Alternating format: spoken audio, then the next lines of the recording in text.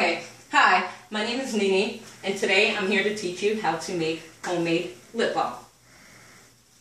So, what you would need to get started today is a pot filled up with hot water. You would also need a measuring cup,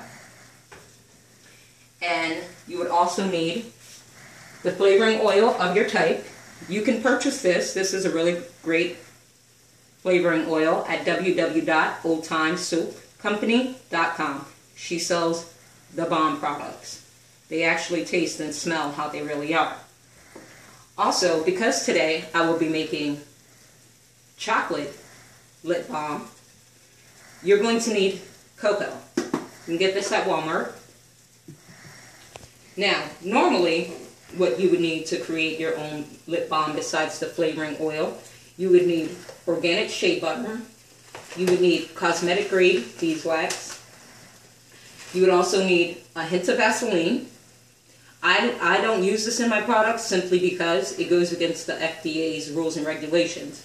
If you're trying to sell your products, I will not use this. If it's for a personal use, I definitely would go for it. The reason why you can't use this in your products is because the FDA states that this is something that moisturizes and heals. When you're creating lip balm for sale, you don't want to create that product to moisturize or heal. If you do so, or if it's stated on your product that that's what it does, then it becomes an issue with the FDA, and you really don't want to have to pay them. So, sale products, don't use. Personal products, it's okay to use this. Okay? And another thing about lip balm is, when you want to sell your own lip balm, never say that it's lip balm. I call mine lip smack. The only reason why is because lip balm is, again, standard FDA rules that classifying something as a balm means that it's meant to heal or replenish. You don't want to say that. Again, you could pay for little mistakes like that. So these are the things that no one's ever explained to me. I had to learn these things on my own. So I figured I'd teach you so you know what to do. Also, you want to use vitamin E drops. Maybe 1 or 2 drops. Not the whole capsule. You have to pierce it and squeeze the vitamin E in. Also, to add color, you would need lip-safe color micas. This is the most important thing besides the Vaseline when it comes to lip balm. You cannot use anything on someone's person or body that is not cosmetically safe for fear that they lick their lips or anything like that. Something, you don't want to give them a toxin. You don't want to make them sick. So they do have color micas that are lip safe for your lip balm. I got a packet of 59, 1 gram, off of eBay from Sensual Cosmetics for $39.99. And this stuff, a little bit of it goes a long way when you're making lip balm. So these little packets should last you a while. Also, another thing that you want to use when you're making your lip balm, which I don't have here and I apologize for, is sweet almond oil and also coconut oil, virgin coconut oil. Okay? Now, when you use those 2 products along with these, it gives you the perfect combination of a lip balm. So, again, what I'm going to do today is I'm going to finish making my strawberry lip balms. See? Halfway filled already. And these are going to be strawberry and chocolate lip balms. Okay? And what I'm going to do is I'm going to go through the steps of teaching you how to melt your lip balm down, and then how to color it properly, and how to get the proper look and feel of the lip balm that you want. Making lip balm is a very fun thing to do. I do it with my niece. She enjoys making her own lip balm. So I decided to create a business out of this, not only because I think it's a great product, but because I think that everybody should have the ability to make their own lip balm. And if you can't make it, you can buy it from me. My website is crackaddiction.com. That is the name of my lip balm. It's called Crack, and it will be your lips' new addiction, people. Trust me, this is some great stuff. Now, what I have here for my own lip balm is a pre-base lip balm that I already made. All of my components were mixed together, then they were put in a bag to harden until it became this. So this is what I use for my lip balm, since I'm already at the phase of my life where I don't want to measure everything out. I pre-measure it ahead of time, and then this is what I have when I want to make my lip balm. What you're going to need also to fill your lip balm tubes, it depends on what kind of tubes you're filling. You can fill tubes like these, which are the regular chapstick tubes. With the regular chapstick tubes, you're going to need a medicine dropper or a pipette. I choose to use a medicine dropper because it fills up more. But if you're mixing colors, you then want to choose to use pipettes. Pipettes can be bought online at thesage.com, or again from my girl, oldtimesoapcompany.com. Great products again. This is 0.15 ounces of chapstick. I choose to use the 5 milliliter chapsticks. It's about 0.18 ounces of lip balm or lip smack. So that, you know, for me, I think this is a better deal. I think it's a lot easier than filling these, but, you know, that's just the way that I want to go with that. So what I do have to get out here now is my thermometer. This is my little chapstick place. I have a weight here so I can measure how many, what I use to make my lip balm with, and then my personal cabinets that are specifically stored for my lip balm stuff. Because when making lip balm, make sure you always have your hair back, nothing on your face that can fall into your product. You always want to have your own personal space for your lip balm. You don't want to sell adulterated lip balm to anybody. Adulterated means you don't want to sell a product that's contaminated, can easily become contaminated, or anything like that. Okay? So after you're done making your lip balm, what you then want to do is you can go on Etsy and you can order these little guys, and they are called, they sear onto your lip balm. I forgot what they're called. I forgot, sorry. But what you do is after you make your lip balm, you close it up, you put your labels on it, you pull one of these out, you wrap it around your lip balm, and then you use a blow dryer, and it seals fresh, so that when you sell your lip balm, your customers know that it was made and it has not been tampered with. So basically what these are, they're tamper evident shrink wrap bands. You also want these as well. That's what they're called, shrink wrap bands. My bad. So you do want to use these two in the process of making your own lip balm if you plan on selling it. I mean, I would even use it too if I was giving my product away, because I don't want the people that I'm giving my product away to think that, you know, I dipped my fingers in it before I gave it to them. How gross is that, right? So again, today what we're going to get started on is we're going to make the chocolate tops for these lip balms. And hold on, stay right there.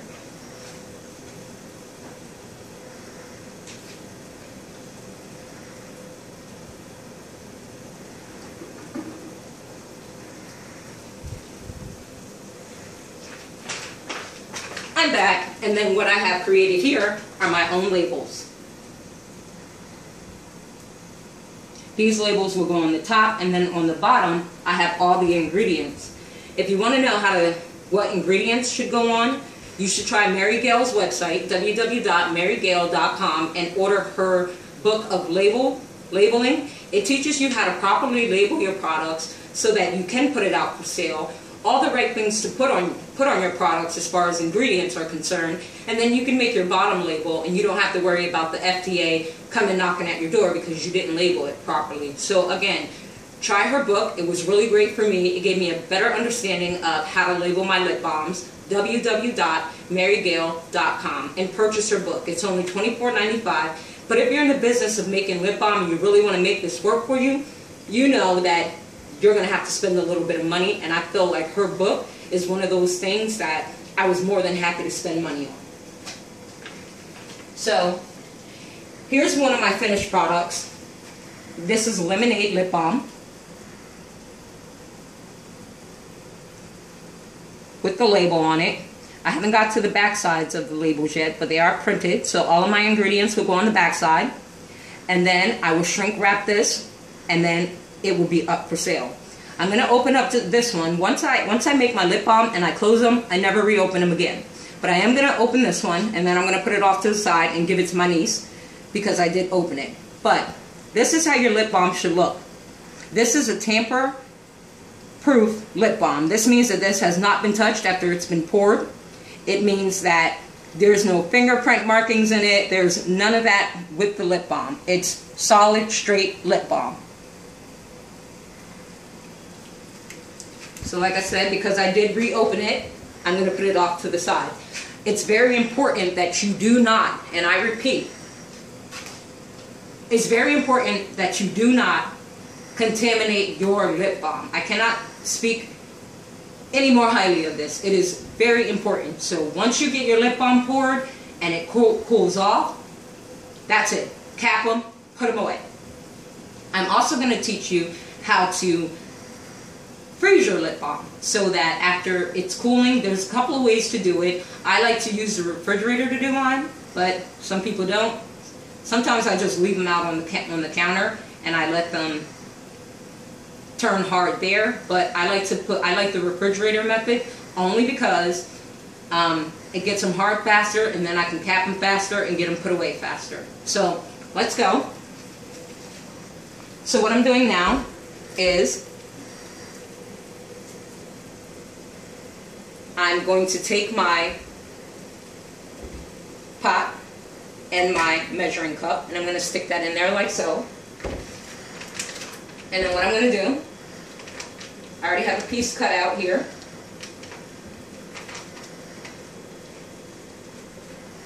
Make sure you wash your hands before you touch this stuff. I'm going to take this and put it in there. Now the melting process is a bit of a time. I'm going to pump that up to high so we can get this done a little bit quicker. Yep, keep watching that. Now, what I'm going to do, see my thermometer? This is a cooking kitchen thermometer. I'm going to place my thermometer right here to make sure that the water temperature isn't too high. And it's exactly at 150, so that's a good thing. That's a good temperature for this lip balm to be melting at. Normally when I want to get mine to 150, I have an electric stove, so I know that setting my stove on 6 or 7 will get my water up to 150. The more water you have in the pot, the quicker it melts. Some people think, I don't think so. But it's doing its thing right now. So what we're going to do is we're going to prepare to get the chocolate ready.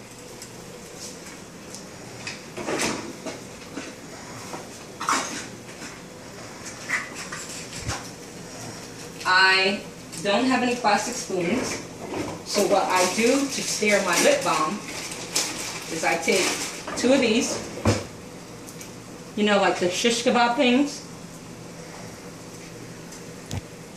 and I place them on a clean surface. As you can tell, I was having fun lip balming it up today. I think I made about 30 of these today. And what I like to do is I just like to stir it every once in a while, stir it, just to get it melting.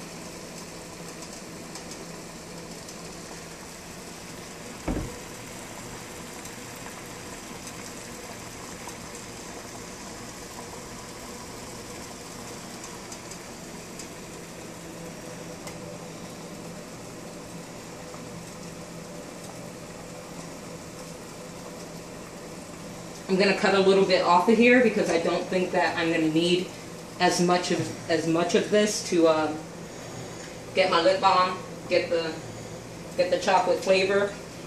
I mean, it only takes a little bit of materials to make lip balm, but what you don't want to do is you don't want to use too much product, because then you end up making more of one flavor than you do another. Nah, it's not fun.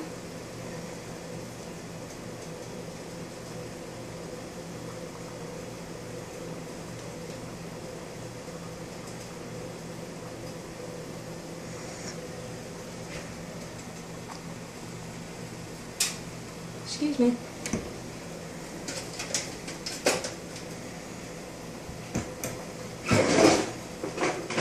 The best part about making lip balm is that the wax can be easily cut. And it's easy to clean up. I mean, I've made like super duper messes making lip balm. I've dropped whole pots of it inside the kitchen sink, and it was very easy to clean up. So that's the best part of it.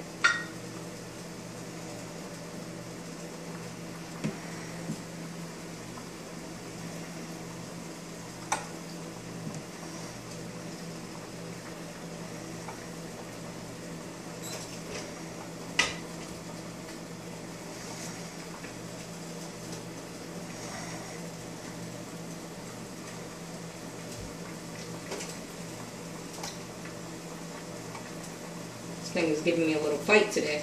It's okay, I'll get it. Excuse me. Just gonna stick that right back in there. I don't think I'm gonna need that much. I don't think I'm gonna need this much, so.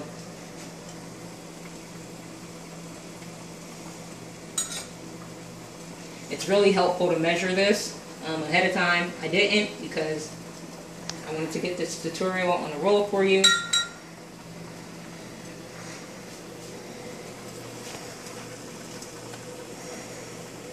So when I think I have just about enough, what I'll do is I'll just pull this chunk out and put it back in my bag, and it'll return back to its solid state.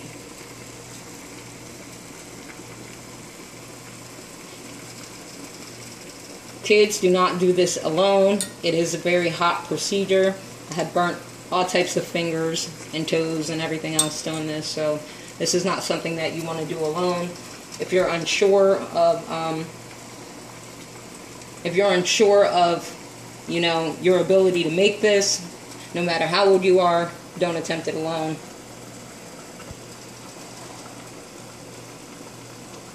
So I think I've already got it almost enough. I'm going to let just some more melt down with my skewer in there, so I can easily pick it up and put it back in its proper place.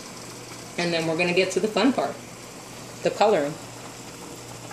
Now you can make your lip balm flavors very, very various minis of color, of dark chocolate, of light chocolate. I'm going to make a darker chocolate to go with the strawberry, just because I think it will look good together.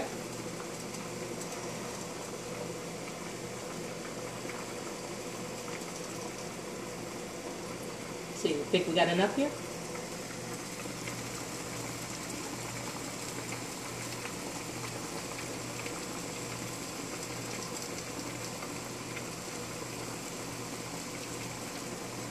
Just let it melt for a few more seconds, and then if we don't have enough, I'll just have to melt some down a little bit later and finish the job. So we'll stick that right there. Now, what we're going to need is our chocolate flavoring oil. Now once you drop this in here and this heat, oh, it smells so good. Has my whole house smelling like coconuts and strawberries and blueberries and berry berries and root beer and everything else. You would think I owned a bakery.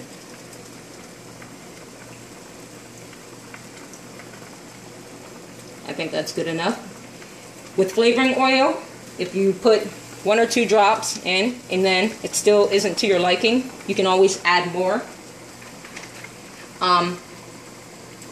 I know when I've added enough of the flavoring oil, I can smell it everywhere. So that's how I know I've added enough flavoring oil. But if you like for yours to be a little bit stronger, I smell it and then I add a little bit more. Now what you can also do is you can also take like a plastic spoon, dip it in here, dip your finger into it, and rub it on your lips. to see if you can smell the flavoring oil. But I normally go by smell because I think if you can really, really smell something, then it works. Now the next thing we're going to use is our cocoa. Toll House cocoa.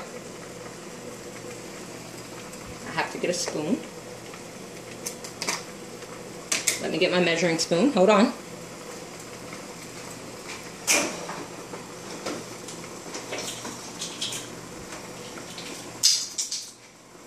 Oops.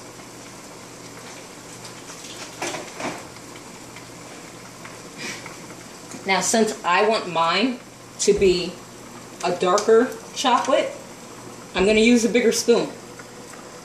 Remember, with your coloring like this, you don't need a big spoon. I'm going to use a big spoon. I'm going to take a whopping scoop of this. I'm going to drop it right in there. Then I'm going to take one of my new skewers and I'm going to stir it in there. Now, anytime you mix a color with your lip balm, know that once it freezes, it's not going to be that color. It's going to be lighter. Okay, so if you want really dark chocolate, guess what? What I put in there wasn't enough. So what I'm going to do is I'm just going to take another whopping spoonful, level it off this time. I'm going to drop it in there. When you're making chocolate lip balm, the darker the chocolate is in the lip balm, the darker it will be in your mixture. Like I said, it does dry lighter. So when you want to make the darkest lip balm, try to get your mixture in the pan as dark as you can get it. I think for me, that's pretty good. Now here's the scary part, folks. Now what I'm going to do, so I'm going to grab this. Don't use your hands. That's my mixture. I'm going to use my stir because you see how it's all at the bottom, all the chocolate. So I'm going to use my stir and I'm going to stir that in there. And then I'm going to pour it right on top of my strawberry. See how dark that is?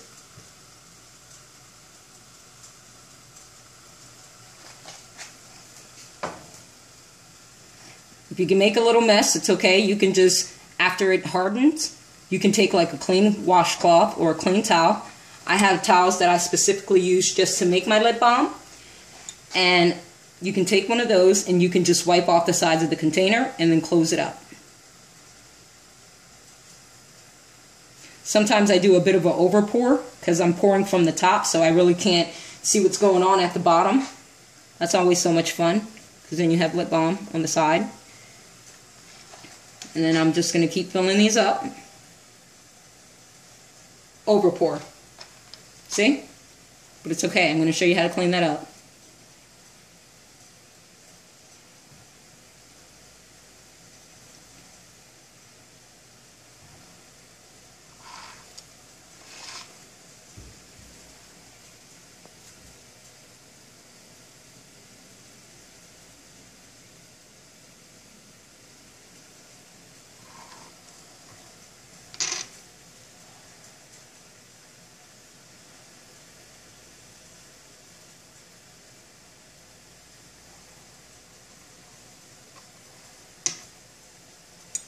And then the chocolate settles again at the bottom. What you want to do is you just want to keep periodically stirring this while you're pouring your lip balm so that the chocolate doesn't settle and the oils come to the top, because then when it freezes, what you're going to have is a white top, and then you're going to be wondering why. Like, what did you do? Why is the top white? You know, so you want to keep, you want to keep periodically stirring it up while you're pouring so that the chocolate or the color micas stay in place.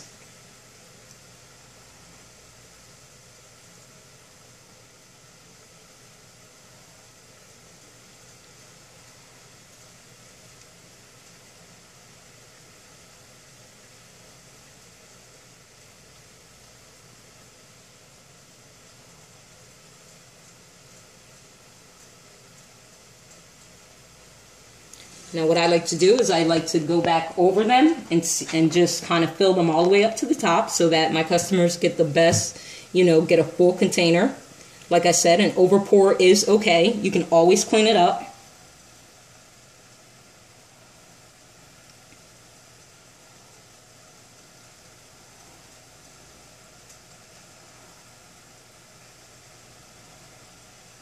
When you're making your lip balm, and I shouldn't have to tell you this, but I will, never stick your fingers in the lip balm, ever. If you have an over pour, wait until it's hardened and then clean it up. Never stick your fingers in it, because that's contamination. It's important to remember not to contaminate the product at all. A contaminated product could make somebody sick if you're sick. A contaminated product will not sell. And, personally, I don't like lawsuits. I don't think anybody else does. So I try, very diligently to make sure that I follow all the rules when it comes to making my lip balm. So what I do here is I just place that in there like so. And I put a little water in it. That wipes out extremely easy. I turn off my hot water. I take my pot of water and I pour it away. Now what we're doing is we're waiting. But since we're waiting, what I do then is I have room in my refrigerator. Yes, Goya, meat, plantains, everything up in there. And I like to take my product. There's two ways that you can do this. I just stick them in there, like so. Well, I'm going to stick a couple of them in there.